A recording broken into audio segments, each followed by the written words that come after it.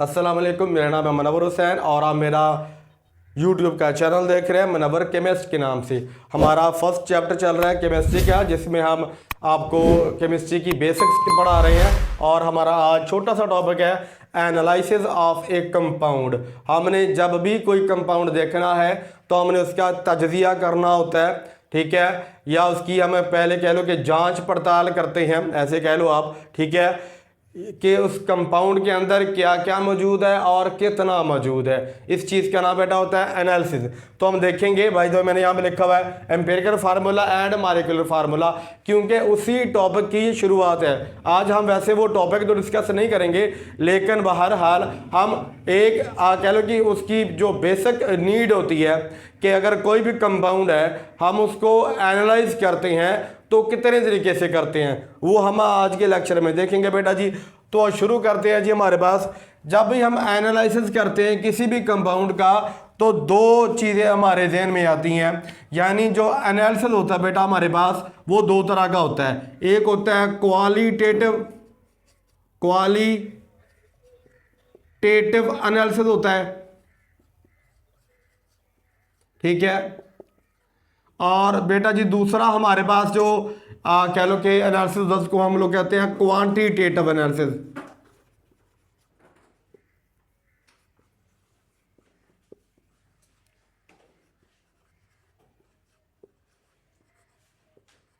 ठीक है, अब क्वालिटेटिव एनालिसिस कौन सा होता है और क्वांटिटेटिव एनालिसिस कौन सा होता है, ये हमने डिस्कस करना है, ठीक है। इसके बाद एक दो एग्जांपल्स करेंगे जिससे आपको और अच्छे से समझ आ जाएगा। अच्छा, सबसे पहले इसकी तारीफ लिखने से पहले मैं आपको एक छोटी सी एग्जांपल से ये दोनों चीज़ें समझा देता हूँ, फिर डेफिनेशन भी लिख लेंगे, कोई बड़ी बात नहीं है।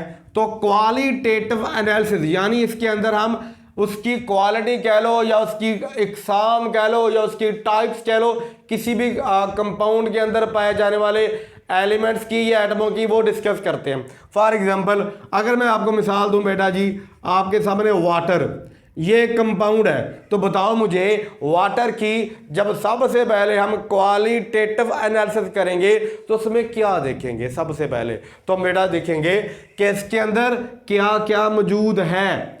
अगर आप गौर करें तो बहुत सिंपल सी है, ठीक है, कि इसमें बेटा हाइड्रोजन मौजूद है, ठीक है, और उसके साथ बेटा ऑक्सीजन मौजूद है, ठीक है। हाइड्रोजन और ऑक्सीजन इस तरह की जो स्टडी है जिसमें आपने क्या किया है, एक कंपाउंड के अंदर पाए जाने वाले कितनी टाइप के एटम्स या एलिमेंट होते हैं उसको डिस्कस किया। ऐसे ही है ना, ऐसी स्टडी को बेटा आप लोग क्या बोलते हो, ये होती है हमारे पास क्वालिटेटिव एनालिसिस, ठीक है बेटा। कौन सा एनालिसिस है? क्वालिटी, यानी कितनी टाइप के मौजूद हैं। इसमें देखो हाइड्रोजन है और हमारे पास ऑक्सीजन है, ठीक है बेटा। तो हम लिख सकते हैं इन क्वालिटेटिव एनालिसिस, इन क्वालिटेटिव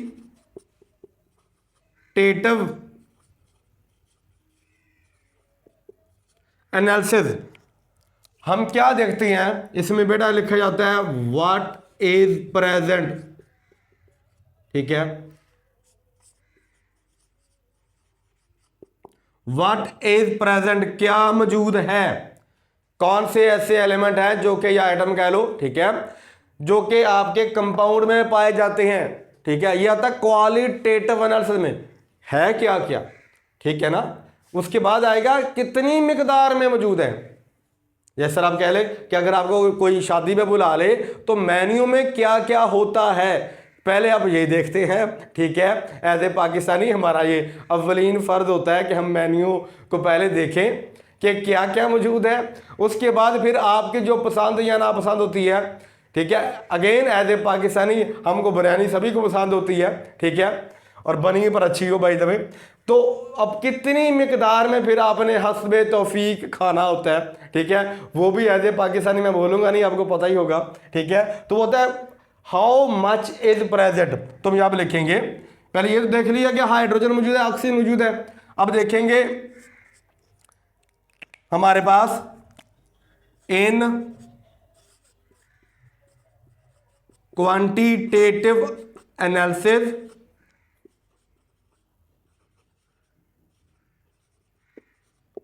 हम क्या देखते हैं बेटा, हम ये देखते हैं हाउ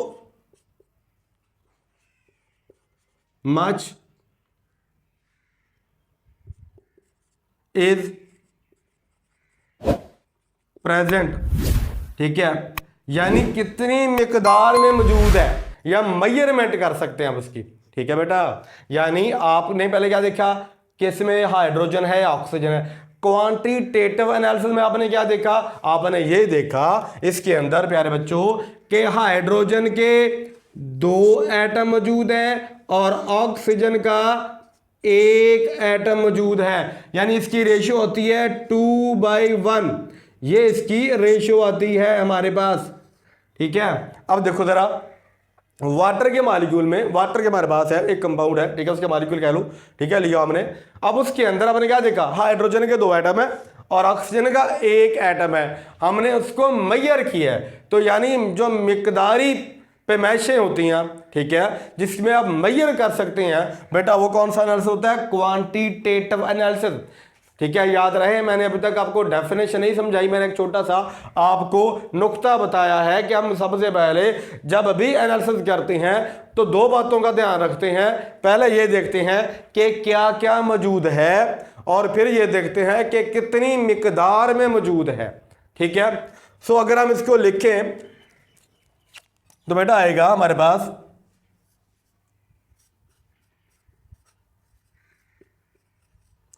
फर्स्ट ऑफ ऑल, सबसे पहले आप क्या करते हो बेटा, क्वालिटेटिव एनालिसिस करते हो, ठीक है। सबसे पहले बेटा क्या करते हो, क्वालिटेटिव। हम इसकी डेफिनेशन कुछ इस तरह से लिखेंगे, we identify the elements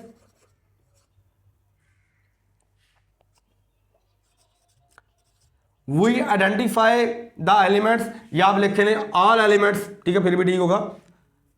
we identify the elements present in a given compound, ठीक है। वी आइडेंटिफाई द एलिमेंट्स या all elements present in a given compound, यानी जो आपको कंपाउंड दिया गया है उसमें आपने सबसे पहला काम ये करना होता है, ये देखना होता है कि क्या क्या चीजें मौजूद हैं। लाइक मैं आपको ग्लूकोज का एक मॉलिक्यूल दे देता हूं फॉर एग्जांपल, ठीक है, C6H12O6। अब आप सबसे पहले इसके अंदर देखेंगे कि क्या क्या मौजूद है, और अगर आप देखें तो बेटा क्या क्या मौजूद है, इसमें बेटा कार्बन है, ठीक है, उसके साथ बेटा हाइड्रोजन है, उसके साथ बेटा ऑक्सीजन मौजूद है, ठीक है। तो ये 3 तरह के हमारे पास एटम्स पाए जाते हैं इन अ मॉलिक्यूल, जो कि ग्लूकोज का है, ठीक है। सो हमने ये देख लिया इन क्वालिटेटिव एनालिसिस कि व्हाट इज प्रेजेंट, क्या क्या मौजूद है, ठीक है। एक बात अब मैं दूसरी लिखूंगा, सेकेंडली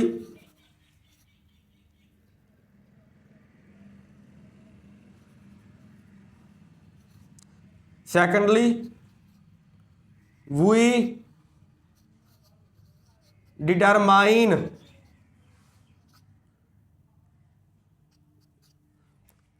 हम क्या डिटरमाइन करते हैं, द अमाउंट, उधर आ जाए, we determine the amount of the total atoms और elements present in the compound कह लो या इन द कंपाउंड कह लो,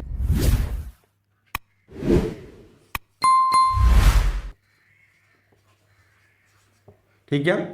फिर हम क्या करते हैं, we determine the amount of the total atoms और elements present in the compound, एक कंपाउंड के अंदर कितनी मिकदार के अंदर पाए जाते हैं क्या बेटा, एलिमेंट्स, यानी कार्बन कितने, देखो इसमें गौर करो कितने कार्बन थे बेटा, कार्बन क्या हमारे पास से कार्बन 6 थे, हाइड्रोजन 12 थे, ऑक्सीजन 6 था, इसकी रेशो आ गई 6, 12 एंड 6। समझ आया, समझ आया बेटा। तो हमने क्वांटिटेटिव एनालिसिस को जो है वो मिकदारी पैमाइश भी कहते होते हैं बाय द वे, ठीक है। सो क्वालिटेटिव एनालिसिस और क्वांटिटेटिव एनालिसिस, दो तरह का एनालिसिस किया जाता है आपके कोई भी कंपाउंड को जब आप देखते हैं एज आ केमिस्ट, ठीक है। उम्मीद है आपको यहां तक समझ आ गई होगी, ठीक है बेटा। एक बात मैं भी बता दूं आपको कि क्वालिटेटिव एनालिसिस के लिए आपके पास कोई भी इंस्ट्रूमेंट मौजूद नहीं होता, ठीक है, उसकी पैमाइश करने के लिए। लेकिन क्वांटिटेटिव एनालिसिस के लिए आपके पास कोई ना कोई इंस्ट्रूमेंट मौजूद होता है जहां पर जाकर आप उसकी मेजरमेंट कर सकते होते हैं, ठीक है। इस पर मैं आपको जब आपका सेकंड चैप्टर शुरू होगा ना एनालिटिकल केमिस्ट्री का, तो वहां पर मैं आपको ये बात डिटेल में समझाऊंगा, अभी हमारा वो टॉपिक है नहीं, ठीक है बेटा। जी बेटा, अब हमने जब ये डिस्कशन कर लिया तो हमने इसमें ये देखना होता है, यानी अगला काम हमारा क्या होता है, परसेंटेज फाइंड करना, ठीक है। किसकी बेटा परसेंटेज मालूम करना बेटा, ईच एलिमेंट, ठीक है, किस में पाया जाता है बेटा, वो कंपाउंड में, ठीक है।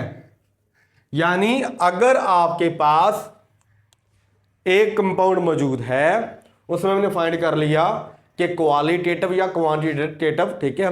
तो क्वांटिटेटिव में हम ये डिस्कशन नेक्स्ट लेकर जाएंगे, यानी क्वांटिटेटिव एनालिसिस का ही ये आगे कंटिन्यूटी है। परसेंटेज यानी उसी में आएगा ना, मेजर करेंगे ना कितने परसेंट पाया जाता है, 100 ग्राम है या 60 ग्राम है, कितने परसेंट पाया जाता है, ठीक है, ये हमने डिस्कस करना होता है। अब मैं आपको आपके जो बोर्ड्स में आ चुके एमसीक्यूज या शॉर्ट क्वेश्चन हैं या छोटे से 2 नंबर का एक कह लो कि न्यूमेरिकल टाइप आपको ये पूछे गए सवालात होते हैं, वो मैं चंद एक करवाऊंगा, फिर आपको परसेंटेज निकालना भी आ जाएगा। वैसे परसेंटेज निकालना इस लेवल में आपको आ जाता होता है। अच्छा चले मैं आपको मिसाल देता हूँ, एक से एक तालिब इल्म है, उसका नाम है समी, ठीक है। अब आप उससे पूछेंगे उसके परसेंटेज कितनी है जी, से उसने नंबर हासिल किए हैं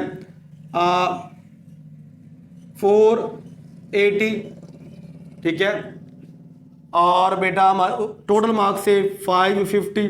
अब आपको पता है ये होते हैं बेटा ऑब्टेन्ड मार्क्स, ठीक है, और उसकी नीचे बेटा क्या आएगा, टोटल मार्क्स मल्टीप्लाई किसके साथ बेटा, विद 100, यानी यहां पर क्या आएगा 100 के साथ मल्टीप्लाई कर देंगे तो क्या निकल आएगा आपके पास, परसेंटेज। ऐसे निकाली जाती है ना, ठीक है, यानी कितने हासिल करदा, कितने टोटल, 100 से क्या करेंगे बेटा मल्टीप्लाई, तो आपके पास बेटा क्या आ जाएगा, परसेंटेज आ जाएगी। मैंने आपको यहां पर ना 3 क्वेश्चन लिखे हैं छोटे से, ताकि आपका ये वाला जो कंसेप्ट है परसेंटेज निकालने वाला ये ऐसा ऐसा ठीक हो जाए या क्लियर हो जाए। देखिए हमारे पास है अमोनिया, अमोनिया में नाइट्रोजन है, नाइट्रोजन की परसेंटेज कितनी है ये बताओ पहला। फिर हमारे पास मीथेन, मीथेन बताओ कार्बन की कितनी परसेंटेज है, ठीक है। फिर हमारे पास है वाटर, बताओ ऑक्सीजन की कितनी परसेंटेज है। समझ आया, पहले तो हमने देख लिया ना कि ये हमारे पास क्वालिटेटिव एनालिसिस में नाइट्रोजन है, हाइड्रोजन है, कार्बन है, हाइड्रोजन है, हाइड्रोजन है, ऑक्सीजन है, ठीक है। अब आपको इसके एटॉमिक मासेस भी मालूम होने चाहिए। आपको जैसा कि मालूम है नाइट्रोजन का एटॉमिक मास बेटा होता है 14, ठीक है, हाइड्रोजन का बेटा एटॉमिक मास होता है 1, लेकिन ये क्योंकि इसके 3 है तो 3 के साथ बेटा क्या करेगा मल्टीप्लाई और 1 इधर आ जाएगा, ठीक है। अब एटॉमिक ये हमारे पास आ जाएगा बेटा इसका टोटल मास आएगा विच इज मोलर मास इसका या मॉलिक्यूलर मास कह लो इसका, ठीक है।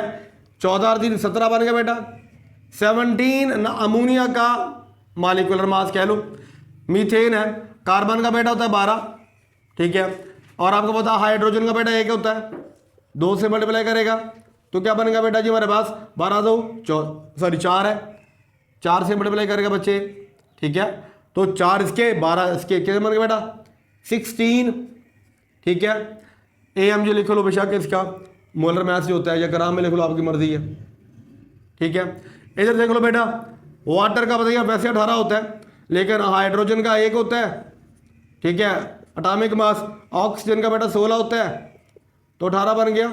आपकी मर्जी है, AMG में ले लो या बेटा ग्राम के अंदर आप इसकी जो वैल्यू लिख सकते हो या ले सकते हो, ठीक है। अब हमारे पास इनका मॉलिक्यूलर मास या मोलर मास तो आ गया कंपाउंड का जो था, हमने फाइंड करना था नाइट्रोजन का, कार्बन का, ऑक्सीजन का परसेंटेज। तो बहुत सिंपल होता है, ठीक है, यानी ये टोटल मार्क्स आ गए। अब नाइट्रोजन ने कितने हासिल किए थे वो देखने हमने, ठीक है। तो लिखेंगे mass of the element in the compound, ठीक है। ओवर आएगा बेटा, ओवर आएगा मोलर या मॉलिक्यूलर कह लो, मोलर मास या molecular mass of the compound, ठीक है बेटा। यानी उस एलिमेंट का जो कंपाउंड में पाया जाता है उस लिखना अपने ऊपर, और पूरे कंपाउंड का जो मास होगा उसको डिवाइड कर देना, ठीक है। और साथ में क्या करना बेटा 100 के साथ में मल्टीप्लाई कर देना। चले अब हमारे पास है, देखो तो गौर करो, नाइट्रोजन का मास बेटा कितना मैंने लिखा था, नाइट्रोजन का 14, 14 को डिवाइड किस पे करना बेटा 17 के ऊपर, और मल्टीप्लाई करना है तो 100। तो बताओ इसका आंसर क्या आएगा। मैंने अमोनिया लिया है, अमोनिया में नाइट्रोजन था, नाइट्रोजन में बेटा हमने नाइट्रोजन की परसेंटेज फाइंड करनी थी, ठीक है। और नाइट्रोजन की परसेंटेज फाइंड करने के लिए हमने इसके टोटल मास पर डिवाइड कर देना है, ठीक है। और दूसरा हमारे पास क्या बेटा, दूसरा हमारे पास है, ऐसा करें आप लोग भी निकाल लें और आप लोग भी इसकी परसेंटेज निकाल के मुझे आंसर बताएं, तब तक मैं दूसरा करता हूं। अच्छा जी, मीथेन था, मीथेन में कार्बन की परसेंटेज फाइंड करनी थी, ठीक है। तो हमारे पास कार्बन का 12 होता है मैस, और टोटल मीथेन का 16 होता है बेटा। तो आप 100 से मल्टीप्लाई कर देंगे बेटा, तो आपके पास इसका कार्बन की परसेंटेज आ जाएगी। यानी अगर आपके पास मीथेन है उसमें हमारे पास कार्बन की कितनी परसेंटेज में पाया जाता है। और तीसरा था बेटा मेरे पास वाटर, इसमें ऑक्सीजन का हमने फाइंड करना था परसेंटेज। तो ऑक्सीजन का बेटा 16 होता है, टोटल मास 18 है, 100 के साथ मल्टीप्लाई कर देंगे बेटा, तो आ जाएगी इसकी परसेंटेज, ठीक है बेटा। तो हमने इन तीनों की परसेंटेज फाइंड करनी है जी। तो बताएं पहले हमारे पास जो आंसर आता है उसका क्या आता है 14 अपान, ठीक है, पहले का 82.35 आता है जी, इसका आता है 82.35% आ गया जी हमारे पास, ठीक है। आप कह सकते हैं एक अमोनिया जो है हमारे पास उसका मॉलिक्यूल दिया हुआ बाय द वे, ठीक है। अमोनिया में नाइट्रोजन की जो परसेंटेज है वो कितनी है 82.35, और अगले कितनी आती है बेटा हमारे पास 75% आती है हमारे पास अगले की। और इसकी बेटा कितनी आती है हमारे पास 88.89% हमारे पास ऑक्सीजन पाई जाती है, ठीक है, इन 18 ग्राम ऑफ, अगर ग्राम में लिया तो हमारे पास है वाटर। क्या यहां तक समझ आया आपको कि परसेंटेज कैसे फाइंड करनी है। अच्छा, अब मैं आपको एक मजे की बात बताता हूं, और वो ये है कि हमारे पास ये ऊपर वाला जो एमसीक्यूज था, ठीक है बेटा जी, ये अमोनिया वाला, ठीक है, ये दो मर्तबा बोर्ड में एज ए एमसीक्यू आ चुका है, ये वाला, ठीक है। उसमें था यानी 4 ऑप्शन दिए थे, एक था ऑप्शन 14/17 ज़रब 100, ठीक है। जबकि दूसरा ऑप्शन था हमारे पास बेटा 14/34 ज़रब 100। तीसरा ऑप्शन था 60/17 ज़रब 100 और चौथा ऑप्शन था 28/34 ज़रब 100। ये 4 ऑप्शन थे दिए हुए, ठीक है। ये 2 मरतबा आ चुका है। एक मरतबा आया था बेटा 2007 में मुल्तान बोर्ड में और फिर आया था 2011 में। ये वाला जो सवाल है MCQs के तौर पर आ चुका है। जबकि बेटा दूसरा जो हमारे पास था, ये क्या नाम है इसका, वाटर वाला, तो वाटर वाला 2009 में आ चुका है बेटा। इसका ये वाला ये ऐसे ही आया था कि बताओ परसेंटेज कितनी है, ठीक है, आपके पास ऑक्सीजन की इन वाटर मॉलिक्यूल, ठीक है। तो ये बेटा 88.89% आ चुका है। मैं आपको इसके बाकी 3 ऑप्शन भी बोल देता हूं। पहली ऑप्शन थी 80%, दूसरी ऑप्शन थी 88.89, तीसरी ऑप्शन थी 8.8%, जबकि चौथा ऑप्शन था 9.8%। ये भी आपका बोर्ड में आ चुका एक MCQs है और ये भी एक MCQs ही है बाय द वे, ये वाला जो आपने मीथेन वाला किया था, ठीक है बेटा। यहां तक समझ आया। मैंने आपको बताया है कि परसेंटेज को कैसे फाइंड आउट करते हैं। याद रहे हमने क्वालिटेटिव एनालिसिस के बाद क्वांटिटेटिव एनालिसिस बढ़ रहे हैं और क्वांटिटेटिव एनालिसिस की मेजरमेंट कर रहे हैं इन परसेंटेज। होप्स आपको यहां तक समझ आ गया होगा। अब मैं आपको आपके एक्सरसाइज वाले चंद एक शॉर्ट न्यूमेरिकल्स हैं जो कि मैं यहां पर लेकर आपको करवा दूंगा, ठीक है। अच्छा, मैंने कुछ ना आपको परसेंटेज निकालने के लिए छोटे छोटे से न्यूमेरिकल हैं जो कि आपके शॉर्ट क्वेश्चन के तौर पर आते होते हैं, एक्सरसाइज में हैं बाय द वे, ठीक है। ये 14वां और 15वां जो है बेटा आपके सवाल है, मेरे ख्याल में देख लीजिएगा एक्सरसाइज वाले। इसमें बेटा उसने पूछा आपसे इस सवाल में कि नाइट्रोजन की, ठीक है, और फास्फोरस की दोनों की परसेंटेज फाइंड करनी है आपने इस दिए हुए पूरे कंपाउंड के अंदर। आप इस कंपाउंड का नाम क्या है, ammonium hydrogen phosphate. Ammonium hydrogen phosphate बेशक लिख लें आप, ठीक है। इस पूरे कंपाउंड का आप एक क्या करेंगे बेटा, पहले तो मॉलिक्यूलर मास निकालेंगे, ठीक है। उसके बाद बेटा आपको पता ही होगा कि फिर इनमें जो इंडिविजुअल का आपके पास मास आएगा वो टॉप पे रखेंगे या ऊपर रखेंगे, बाकी मास नीचे रख देंगे। जैसा कि मैंने आपको पहले ये वाला फार्मूला लेकर समझाया भी है। देखो नाइट्रोजन का बेटा कितना होता है मास, आपको पता है 14, ठीक है। इसमें आपको पता हाइड्रोजन है, ठीक है, 4 आ जाएगा और वैसे इसका एटॉमिक मास 1 होता है। फिर आपका आ गया हाइड्रोजन बेटा, इसके 2 टोटल है, एटॉमिक मास 1 होता है। फिर बेटा क्या फास्फोरस, फास्फोरस का बेटा 31 एटॉमिक मास होता है। उसके बाद आ गया बेटा ऑक्सीजन, ऑक्सीजन का बेटा 16 होता है, 1 का ये 4 है, तो 16 को 4 से मल्टीप्लाई कर देंगे। अब देखिए ज़रा 14 है, ठीक है।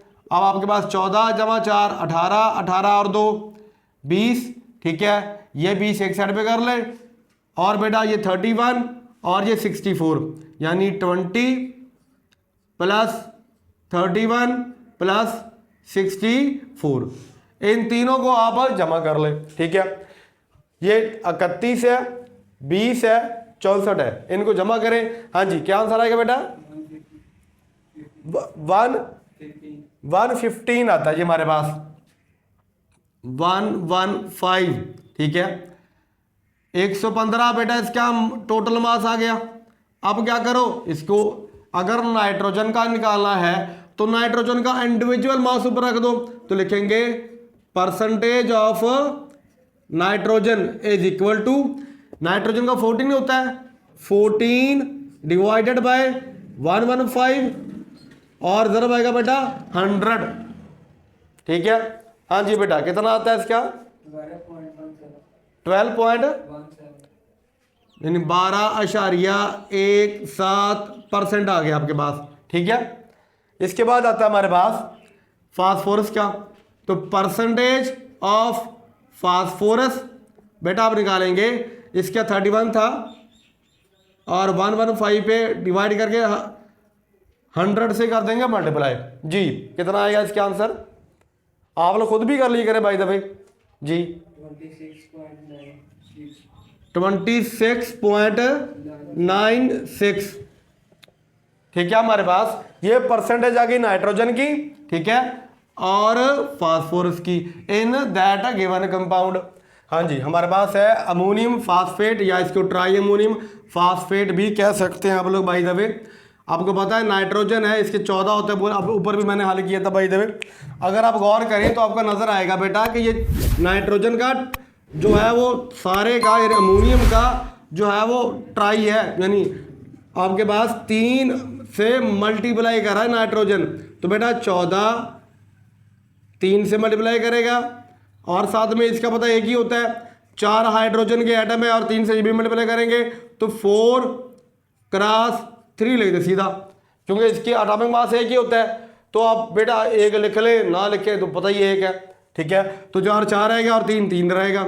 जो फास्फोरस है 31 होता है इसका एटॉमिक मास, ऑक्सीजन का 16 होता है, ऊपर भी यहाँ पे देखा था, इसका डायरेक्ट 64 लिख लें, ठीक है। इसका बेटा आ जाएगा 42, ठीक है, इसका आ जाएगा 12 31 और 64। अब आप बताओ यहां पर इनको जमा करने के बाद इसका आंसर कितना आता है? 149 आ गया। ये आपके पास इस पूरे कंपाउंड का मास है। अब आपने क्या करनी है? परसेंटेज फाइंड करनी है, किसकी? नाइट्रोजन की। तो percentage of nitrogen is equal to mass of the nitrogen, ठीक है। अच्छा अब गौर करना, कितना मास था नाइट्रोजन का? 14, लेकिन उधर तो एक नाइट्रोजन था, इधर कितने नाइट्रोजन है बेटा?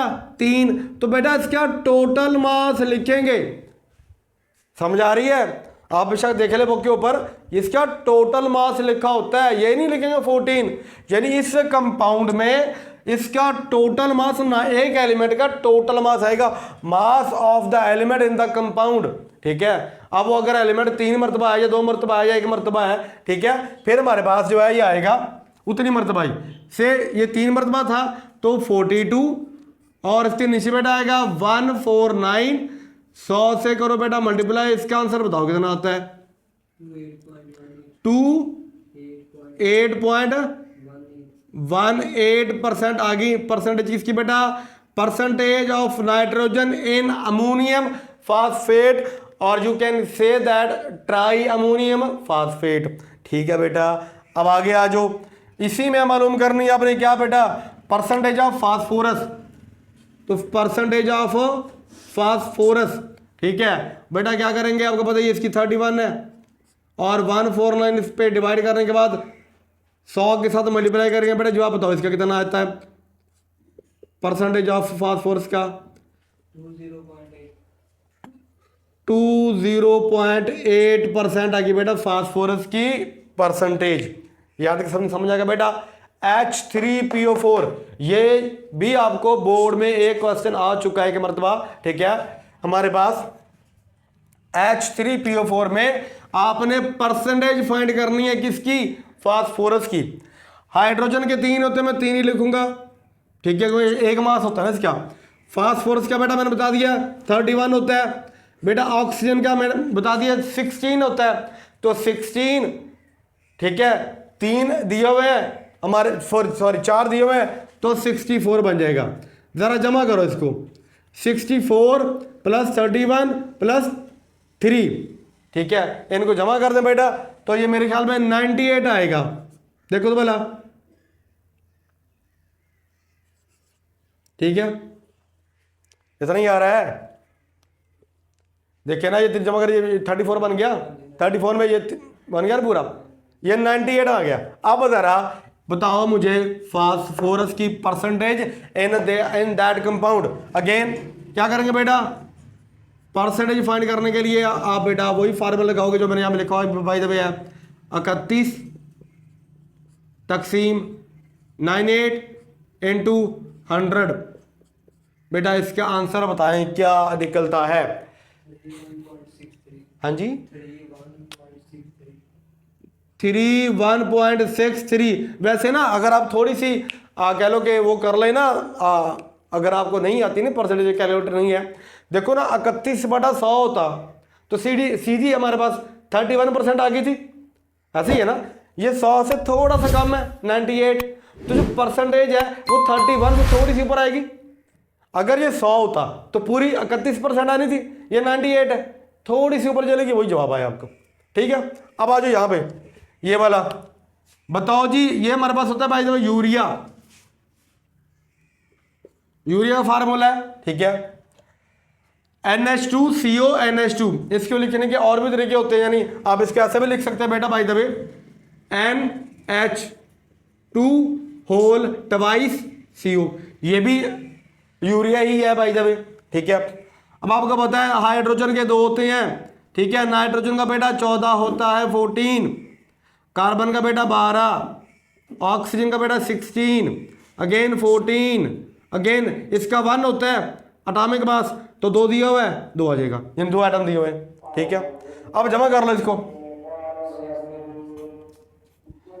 कितना का बेटा, देखो ना 14 2 16, ठीक है, और ये 16 32, 32 और 16 हमारे पास बन जाएगा बेटा ये 48।